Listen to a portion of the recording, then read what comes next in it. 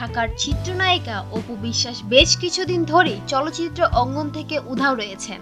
চলচ্চিত্র সংশ্লিষ্টরা তার সঙ্গে যোগাযোগের চেষ্টা করেও ব্যর্থ হয়েছেন।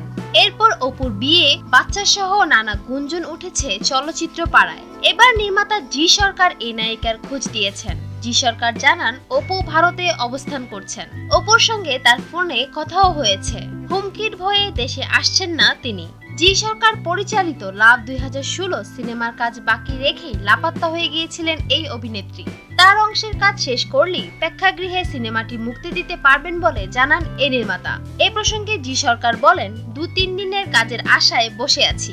অপু গত মাসে আসবেন বলে আমাকে কথা দিয়েছিলেন। ফোনে তার সঙ্গে কথাও হয়েছে, তারপরও যোগাযোগ করছি।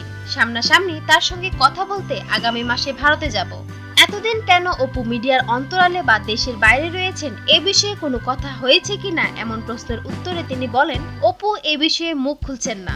নিরাপত্তার কারণেই দেশে আসছেন না তিনি। জি সরকার আরো বলেন, হয়তো তাকে কেউ হুমকি দিয়েছে। আমার কাছে মনে হয়েছে হুমকির ভয়ে দেশে আসছেন না অপু।